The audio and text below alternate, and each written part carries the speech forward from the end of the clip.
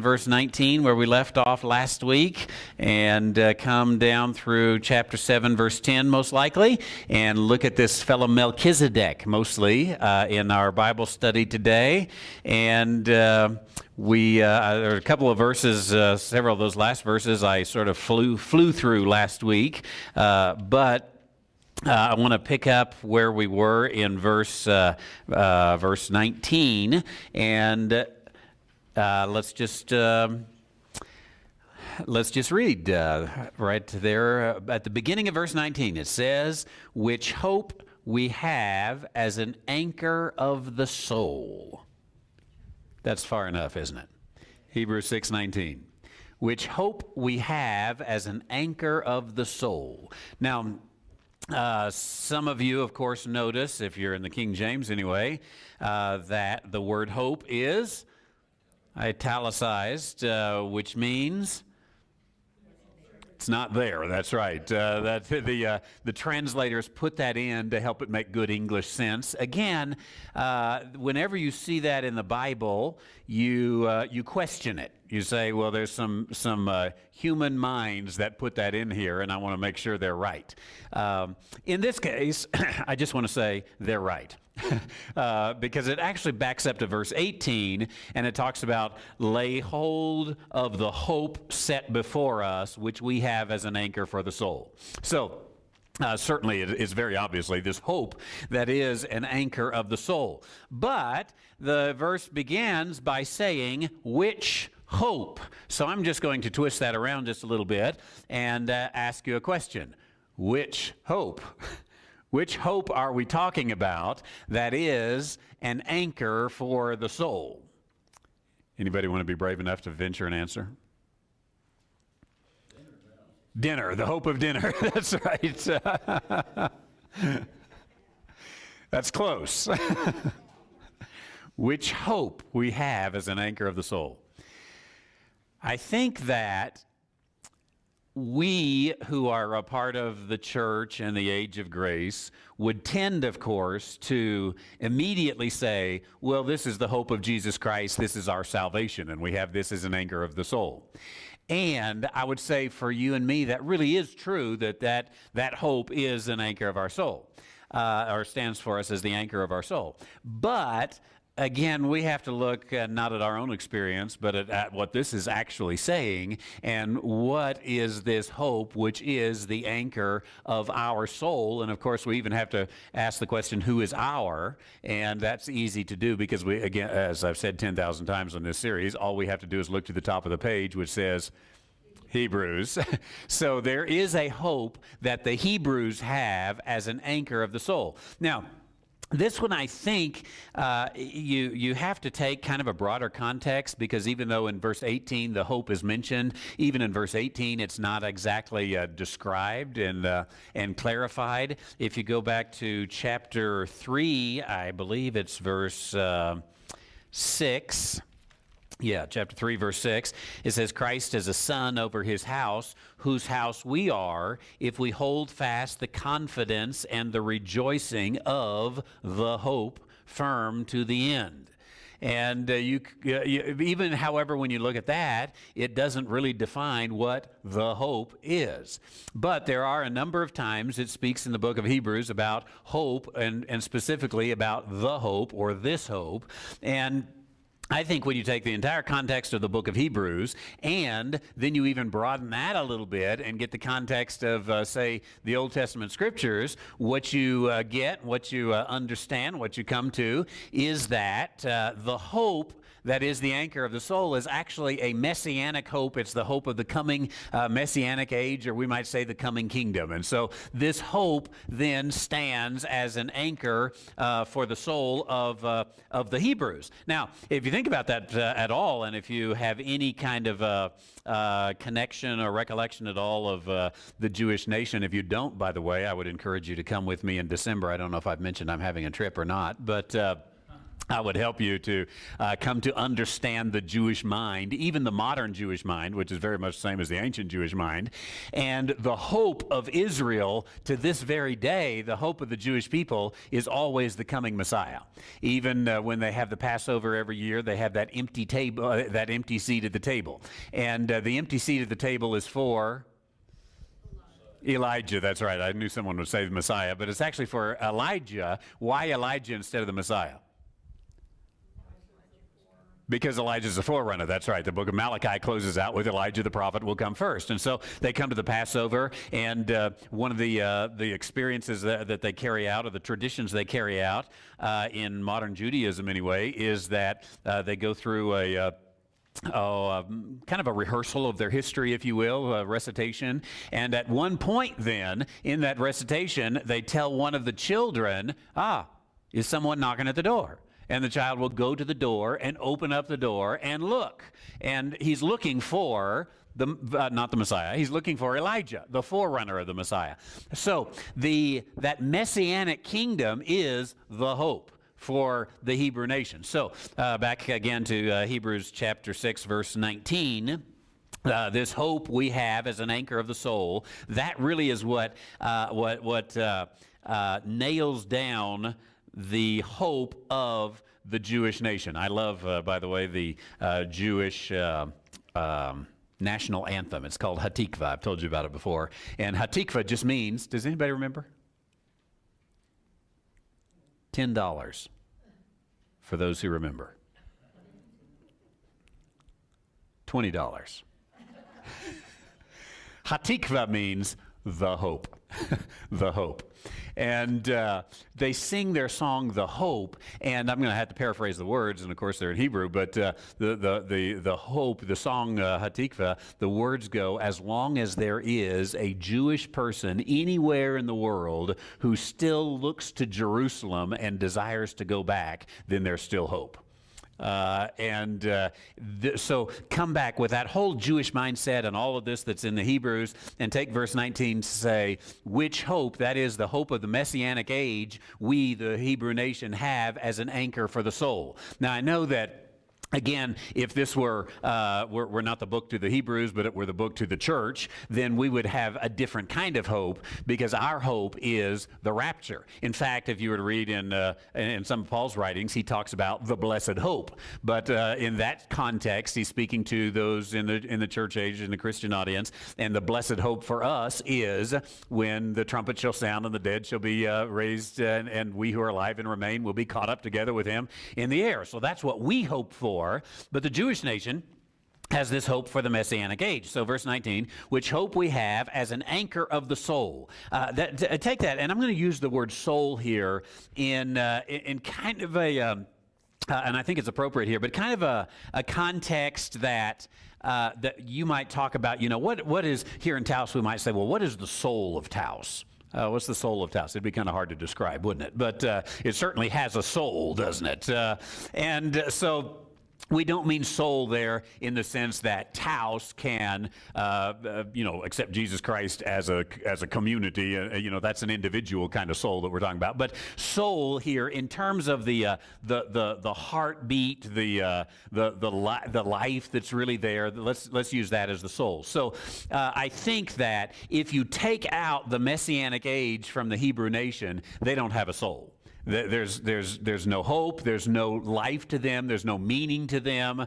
It's all just, they're just anybody else. So they've lost their soul, so to speak. So here he says to the Hebrews, this hope of the Messianic age, we, the Hebrew nation, have as an anchor of the soul. And, going on in verse 19, it is both sure and steadfast. Now, he's trying to encourage them here. Remember, they're at the precipice of losing the opportunity for the kingdom age back then, and the nation is going to be destroyed in AD 70, and he's encouraging them to take hold of it now. But what if they don't, which they didn't, then they need to be reminded that it's still sure and steadfast. And it says, and which, that is this hope, entereth into that within the veil. What veil is he talking about? The temple, that's right. And behind the veil was the Holy of Holies, the Ark of the Covenant, in the Jewish mind, and prior to the days of Ezekiel anyway, was literally the presence of God. So this hope enters into the veil. Now, one of the things that I would say this helps us to understand that this is not talking about the same hope that you and I are talking about, because our hope really is Jesus Christ, the rapture, the return, as Paul says, and we will be forever with the Lord. So that is our hope, to be with him. But this is a hope which enters into the veil, goes into the Holy of Holies. Literally, the word that is used there is that this hope extends into the veil. It is here, it is there, it extends in. Now in verse 20, it says, whither, that is, within the veil, the forerunner is for us entered, even Jesus. Now I bring that up again. Let me back up and say what I said and then complete my thought. Our hope is Jesus, right? So this hope can't be the same, because this hope has gone to the same place where it says Jesus is. So you've got the hope extending where Jesus is, so Jesus can't be the hope because Jesus is already there. I hope that makes some logic sense. If I could draw a picture, maybe it would help. But so we have this hope that goes into the veil where Jesus is, and Jesus is called not the hope, but in verse 20, Jesus is called the what? The forerunner. Jesus is the forerunner of our hope. And this Jesus then is made a high priest forever after the order of Melchizedek. And this Melchizedek then is what we're going to talk about, because he is the high priest after the order of Melchizedek. Now, let me explain to you why he is going to emphasize Melchizedek here for just a moment. Because he is trying to get the Hebrew nation to accept Jesus Christ as their Savior, to recognize Jesus as the Messiah. But they don't want to recognize Jesus as the Messiah because Jesus is not a Levitical priest. And so he's trying to lay the case that, no, he's not a Levitical priest. He's a priest after the order of Melchizedek. And he's going to begin to prove here in these verses that being a priest after the order of Melchizedek is stronger than, trumps the priesthood of the Levites. So if you got two of these priests together, Levite, Melchizedek, he says, go with a Melchizedekian one. How's that for $2 worth of speech there? Go towards Melchizedek. That's his argument that he's going to lay out here. And let's look at verses. You may interrupt me. Okay, if the Jewish people believe Elijah is the forerunner, then is he trying to make a point is there a deeper point there? Well, that's a good question. If the Jewish people believe Elijah is the forerunner, is he trying to make a connection here? And this is the first time in the book of Hebrews he calls Jesus the forerunner, and maybe, I'm not completely sure on this, maybe even the only time in the New Testament that Jesus is called the forerunner. And I don't really think that he is making the connection of Elijah here, but I think he is saying, like you had at the beginning of the chapter when it talks about how, for example, in verse 4, those who were once enlightened have tasted of the heavenly gift. And as if you can remember back, that was 2 or 3 weeks ago in that study, that I think Jesus is the heavenly gift, and they have tasted literally of the heavenly gift. So Jesus is not the kingdom, but he is the king. And in that sense, he is the forerunner of the coming kingdom, which is the hope. The kingdom is the hope. Jesus is the forerunner. He is the king. They've tasted him and had him in their presence. Good question. It is a little bit of a challenge there. So wouldn't it all be the same thing, the Messianic kingdom, because Jesus is the Messiah? I mean, you come to a point, isn't it? Good. For those online, the question is, wouldn't it be all the same thing, the Messianic kingdom and the king? And I think there is a very good point that you can't have one without the other. And so they are so mutually dependent upon one another that really, I think it very much does overlap here, that Jesus is their hope because he's the king. But I think in the strictest kind of language, the hope they're looking for is that messianic age, if you will, which requires a Messiah. So, yeah, very good, very good. So he comes in the order of Melchizedek, and then in verses 1 through 3, he begins to talk about this Melchizedek, priest and king. And he says, "For this Melchizedek, king of Salem, priest of the Most High God, who met Abraham returning from the slaughter of kings and blessed him, to whom also Abraham gave a tenth part of all, being by interpretation king of righteousness, and after that also king of Salem, which is king of peace, without father, without mother, without descent, having neither beginning of days nor end of life, but made like unto the Son of God, abideth a priest continually." That is all one sentence, which is just one of the reasons, many reasons I think Paul happened to write this, but nonetheless, Paul loved long sentences. But so here we have this Melchizedek. He's a priest, he is a king, and he met Abraham as Abraham was returning from the slaughter of the kings, and he blessed Abraham. You may remember that particular story in Genesis chapter 14, that Lot actually and his family had been captured by a king, and it was a king who was a part of a 5-king coalition, and Abraham gathered a little militia, if you will, from his tribe and his people. And he went up against these 5 kings. It doesn't seem like good odds, does it? But he goes up against these 5 nations. So here's a clan, if you will, going up against 5 nations. And yet God gives him victory over those 5 nations. And Abraham comes and he rescues Lot and rescues the family there, and it is on the way back then from this victory that he meets up with this guy named Melchizedek. Melchizedek is, of course, again described as the king of Salem and priest of the Most High God. If you are reading this in Genesis chapter 14, verse 18, it is the first time we have this title, Most High God, or El Elyon, the God of the heights. And so he meets him. Now, the priest of the Most High God. It's actually the first time we have any reference to a priest. Prior to this time, there's we just don't have this. So here is the priest of the Most High. Now, exclusively through the Old Testament, El Elyon, the Most High God, is God, the God of Abraham, Isaac, and Jacob. It is God the Father. And so here is a priest of the Most High God. That's kind of interesting because we don't know much about how all that took place, but nonetheless, there he is.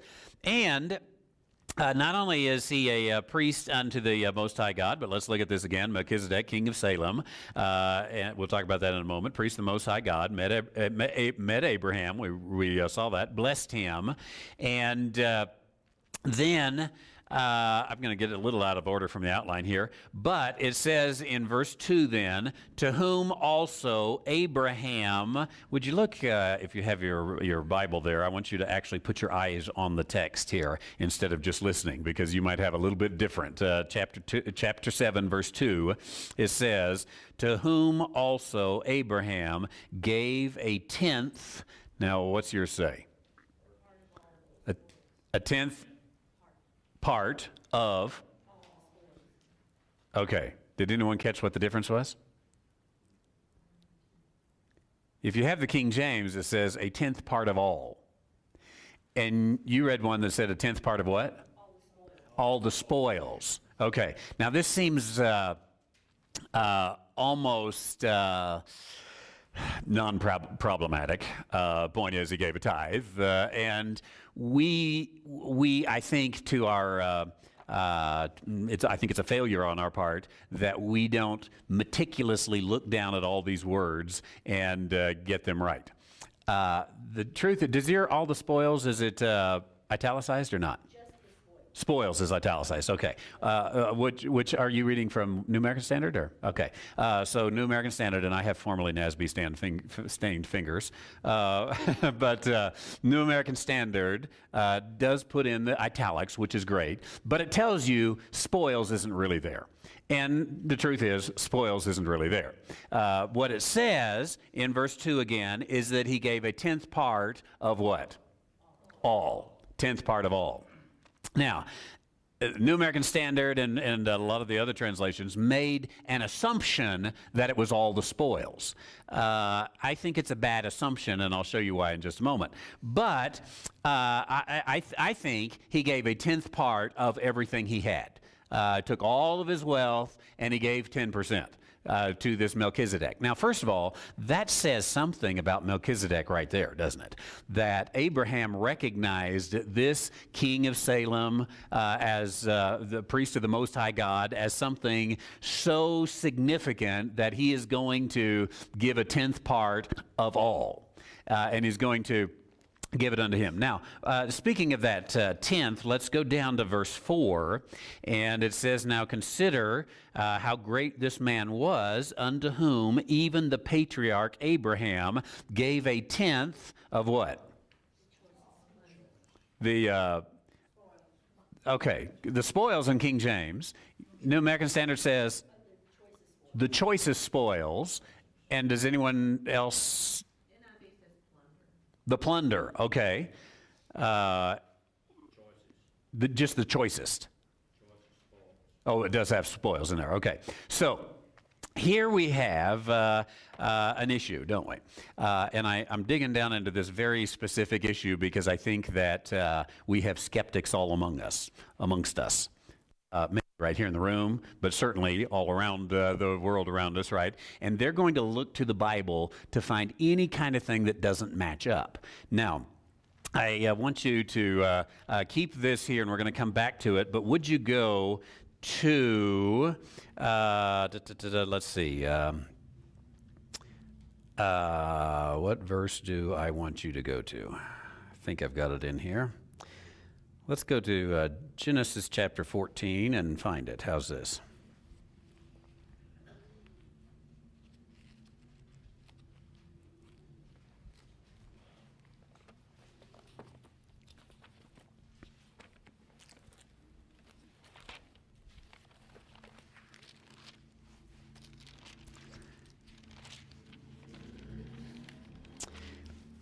Okay, Genesis 14, as Abraham delivers Lot, and excuse me as I look for the verse I'm looking for here.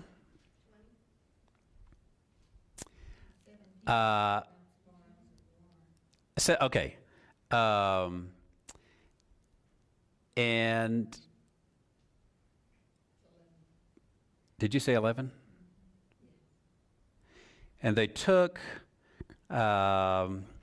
okay, this is the enemy. Let's start in verse 11. We'll find it here. They, the enemy, took all the goods of Sodom and Gomorrah and all their victuals and went their way. And they took Lot, Abram's brother's son, who dwelt at Sodom, with his goods and departed. And there came one that escaped and told Abram the Hebrew, for he dwelt in the plain of Mamre with the Amorite, Mamre the Amorite, brother of Eshcol, brother of Aner, and these were confederate with Abram. And when Abram heard that his brother was taken captive, he armed his trained servants, born of his own house, 318, and pursued them unto Dan. By the way, I'm going to Israel this December, and we will be going to Dan. It's a fabulous place. There is a gate at Dan that we believe Abraham walked through because it is old enough for that, and it was the gate to Dan. Verse 15. He, Abram, divided himself against them, he and his servants, by night, and smote them and pursued them unto Hobah, which is at the left hand of Damascus. That's in, of course, modern-day Syria. And he brought back all the goods, and also brought again his brother Lot, and his goods, and the women also, and the people. And the king of Sodom went out to meet him after his return from the slaughter of that particular place, and of the kings that were with him, and the valley of Sheva, which is the king's dale. And Melchizedek, king of Salem, brought forth bread and wine, and he was the priest of the Most High God. And he blessed him and said, Blessed be Abraham of the Most High God, possessor of heaven and earth. And he blessed the Most High God, which hath delivered thine enemies unto all thine hand, and he gave him tithes of all. And king of Sodom said unto Abram, Give me the persons, and here's where I'm looking for. Verse 21. The king of Sodom said unto Abram, Give me the persons, and take the goods to thyself. And Abram said to the king of Sodom, I have lift up mine hand unto the Lord, the Most High God, the possessor of heaven and earth, that I will not take from a thread even to a shoe latchet, and that I will not take anything that is thine, lest thou should sayest, I have made Abraham rich, save only that which the young men have eaten, and the portion of the men with me, Aner, Eshcol, and Mamre, let them take their portion. Now, how much were there in the spoils of war? Not so much as a shoe latchet. The point is, he didn't take any spoils. He said, I only want the men, the captives. I want the captives. You keep your shoe latchets and everything else, because if I take them, then you're going to claim what? We're the ones that made him rich. And he wanted to be able to claim that God made him rich. So he says, I'm not going to take anything. So when you come back into Hebrews chapter 7 then, and it inserts, for example, in verse 3, or verse 2, that he gave a tenth of the spoils, and down in verse 4, it does say a tenth of the spoils, and I'll talk about that in a moment. I think that becomes problematic, doesn't it? It basically means, if you take it literally, and I think you ought to take the scripture literally, it means he paid absolutely zero tithe, because there were no spoils. Does anyone know what 10% of zero is? Yes, very good. So he took no spoils.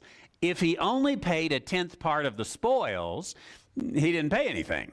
And so what do we have here? Well, let's whenever you have a problem like this, and the problem really is in verse 4. Verse 3 is only a problem when it's inserted in there, because the text just says a tenth of all. But down in verse 4, again, it does say, Abraham gave a tenth of the spoils. Now, when you have a problem like this, and you say, okay, if he gave a tenth of the spoils, but he didn't take any spoils, I guess he didn't give anything. And that doesn't sound right, does it? So you have to figure it out. Well, almost always, the problem is that you have a translation error. And I think that spoils was not the best translation of the word that is given here. And the word is down at the bottom of the page if you're looking at the outline. Sorry, I'm completely out of order on the outline here. But no, it's at the top of the next page. The word is acrothenion. It's a good thing you looked it up, because that's very meaningful to you, right? Acrothenion is the word. Now, thenion is just the word for a heap. And acro is the word for top. So what it says is he gave from the top of the heap. That's why some of the translations put this not just spoils, but they call it the choicest spoils. That is from the top.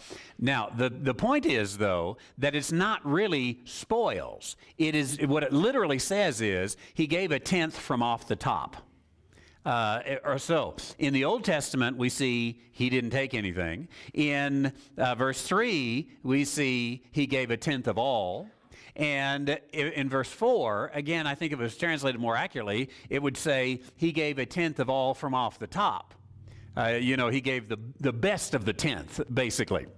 So Abraham is so awed by this experience, and verse 4 says this again, now consider how great this man was, unto whom even the patriarch Abraham gave a tenth off the top, acrothenion, a tenth of the top of the heap. The heap of what? Again, the translators are assuming the spoils, but they forgot to go back and check and see he didn't take any spoils. So the heap is the whole heap he's got. If you take all of your money and you pile it up into one big heap, It's not very big, is it? but there it is. You take that off the top. So I like the word acro, by the way. If you have acrophobia, what are you scared of? Heights. That's a fear of heights. Acro is the top. In fact, anyone here from Ohio? There's a town in Ohio, of course, called Akron, Ohio. It's named after Greek. I've never been to Akron, Ohio, but I hope it's on a hilltop because Akron means up on the height, in the heights, the top, the Akron. So. Here is Abraham, and again, I'm just always amazed at how every seeming contradiction goes away when you take proper, very close proper translation and a very close proper context. You get those two things, and the conflicts always just go away. As they do here. So here's Abraham, and he gave a tenth of everything, and it was the best of the tenth that he had. And giving that, and of course, I'm assuming that they probably lived in a world that didn't have quite the currency that we have, and so literally he gave a tenth from his cows, a tenth from his sheep, a tenth from his camels. He didn't just, as you and I might do, when it comes tax time, we just give a fifth of U.S. dollars cash. He didn't do that. He picked, I want out of 100 camels, I want the 10 best camels I've got. Out of 100 sheep, I want the 10 best sheep that I've got. And he gave that unto them. Now, with this, we have what I think is the need to really be careful in translations. In fact, look there on the front page towards the about the bottom third where it says translation issues. And I've already talked about the tenth of the spoils. Let's look at the New Living Translation, which I don't recommend at all. But notice how they translate this in verses 2 and 3. They say, "Then Abraham took a tenth of all he had captured in battle." Again, how much did he capture in battle? Nothing. So that's just a very poor translation, when the Greek actually just says a tenth of all. And he gave it to Melchizedek. And then he says, the name Melchizedek means king of justice and king of Salem. Now, actually, the name of Melchizedek does not mean king of justice and king of Salem. Melchizedek means king of Salem. It means king of justice, and he happened to be the king of Salem. But Melchizedek does not mean king of Salem. So, first of all, just logically, that's not even correct. But there's something in that we're going to look at in just a moment to show that they left out what I think is a very important piece of theology, and that is, like King James says in verse 2, it says, first, being by interpretation king of righteousness, and after that, also king of Salem. There's something we'll get into there in just a moment. So king of Salem means king of peace. Going on in that New Living Translation, it says, there is no record of his father or his mother or any of his ancestors. Compare that with verse 3 in, for example, the King James, where it says, without father, without mother, without descent. What's the difference between without father, without mother, and without descent, and there's no record of his mother or father or any of his ancestors? That's a big difference, isn't it? He doesn't have one, or there's no record of him having one.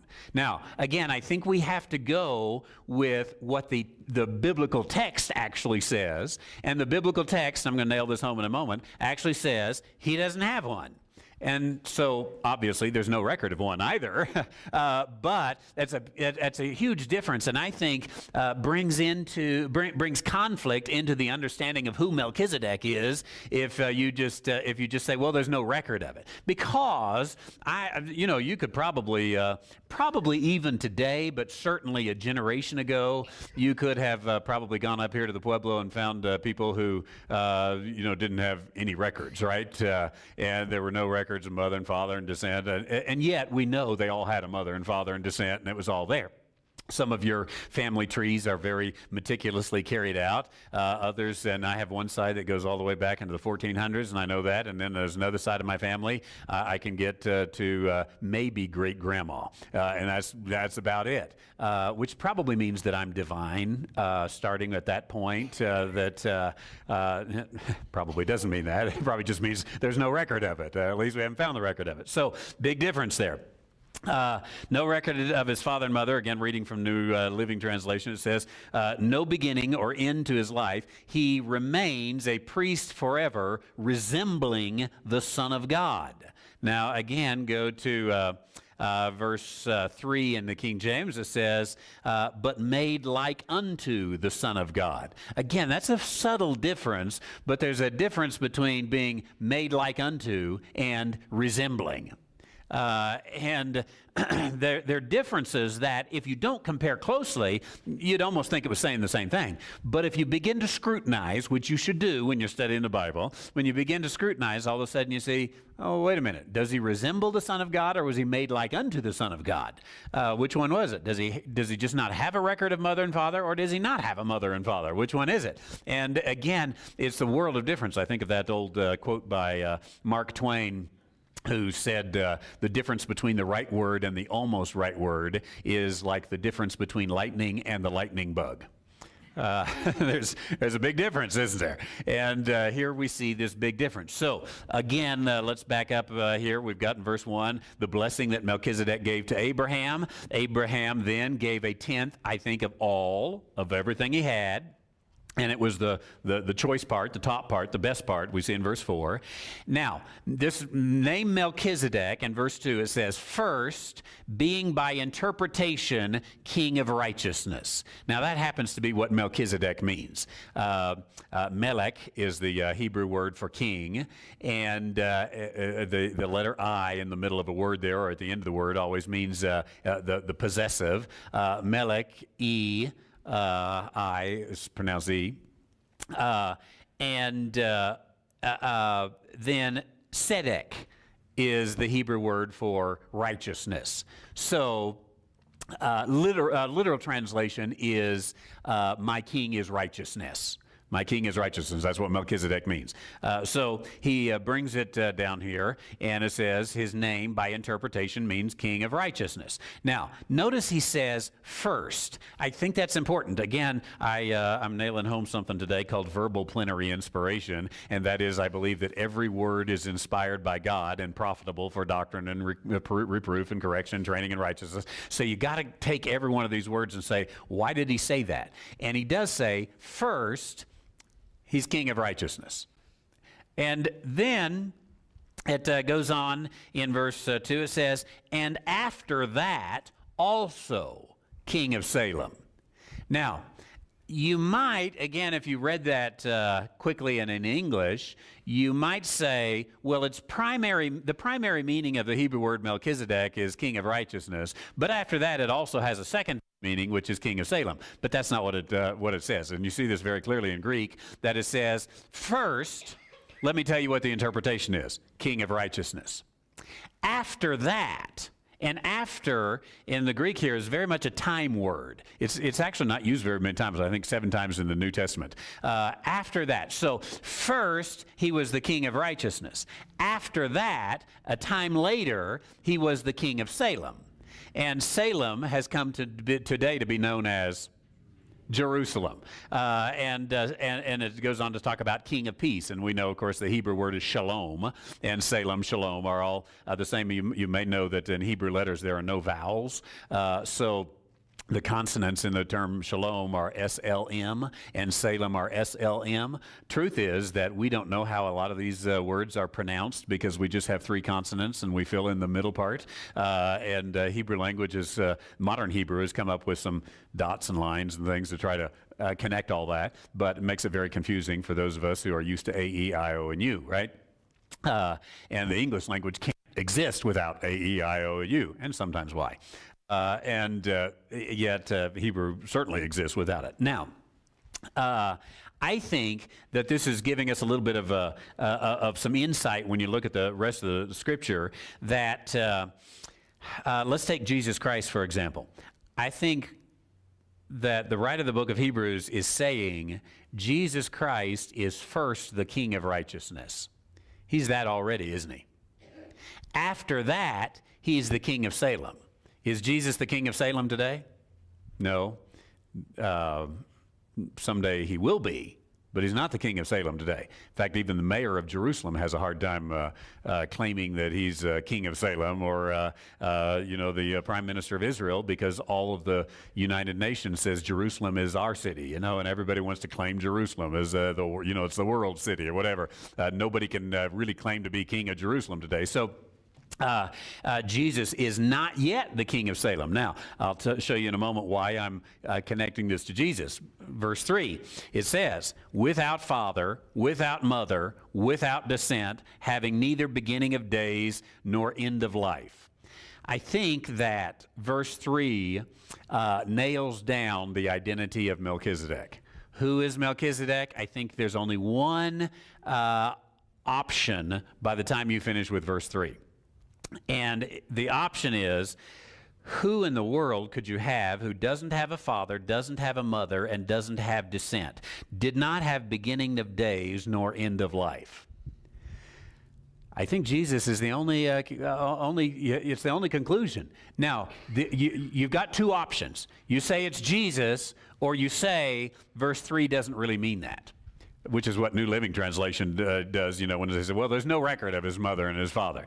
I think that that God meant what he said and said what he meant, that Melchizedek didn't have a father, and Melchizedek didn't have a mother, and Melchizedek didn't have a descent, and then the strongest part of it, Melchizedek didn't have beginning of days nor end of life. That is, you have to come to that and say Melchizedek is eternal, don't you? That there has never been a time when Melchizedek wasn't. And there's never been a time when Melchizedek won't be. Now, this means, again, if you're going to accept verbal plenary inspiration, just take the words for what they mean. This means either we have to include Melchizedek as one of the persons of the Trinity, or we have to have a, what would you call it, quadrinity? Because you've got something else that is going forever. Has no beginning and has no end. And I think that when it says he was made like unto the Son of God, it's telling us who he is, that Melchizedek is a pre-incarnate manifestation of Jesus Christ. So we think of Jesus Christ coming in the, born in Bethlehem. But he was the eternal Son of God, of course, we remember that. And Jesus Christ has always existed, and he came as the Son of God in Bethlehem, but he came as Melchizedek, who is made like unto the Son of God. And so there was a brief manifestation in which Jesus was here. Again, going to verse 4, consider how great this man was. Even the patriarch would give him a tenth of all. Now, I think the writer of the book of Hebrews is just trying to nail this down here, that what we're dealing with is Jesus Christ. Now, the reason, going back to something I said at the beginning, the thing that the writer here is trying to do is to say, if you've got a priest after the order of Melchizedek, that's a lot better than having a priest after the order of the Levites. Because the Levites have a mother and a father and a beginning of days and the end of life, and they've got all, they're in the same limitations that we are. But priest after the order of Melchizedek, that's a whole different ball game. And so he's trying to convince them to trust in Jesus as their king. In fact, let me read just verses 5 and 6 here. It says, and verily, they that are of the sons of Levi, who receive the office of the priesthood, have a commandment to take tithes of the people according to law, that is, of their brethren, though they came out of the loins of Abraham. But he whose descent is not counted from them received tithes of Abraham, and blessed him that had all the promises. And without all contradiction, the law is blessed of the better. And here, men that die receive tithes, that's the Levites. And there he receiveth him, of whom it is witness that he liveth. But there, that is in this Melchizedek, he of whom it is witness that he liveth, received them. And I say to you, Levi also, who received tithes, paid tithes in Abraham, for he was yet in the loins of his father when Melchizedek met him. Now, that's all rather complicated, and I won't get into too much detail because I've gone in plenty of detail on the others, haven't I? But what it's saying is, look, the Levites were within Abraham, so to speak. They were within his loins, and they were paying tithes unto Melchizedek. In other words, the Levitical priesthood is below the Melchizedekian priesthood, and we've got the Melchizedekian priesthood who has been among us because, in a very real sense, we've had Melchizedek walking among us. We've had the King of Righteousness walking among us. He's the King of Righteousness now. Someday, after that, he's going to be the King of Salem. If you'll accept him, Hebrew nation, as the King of Salem.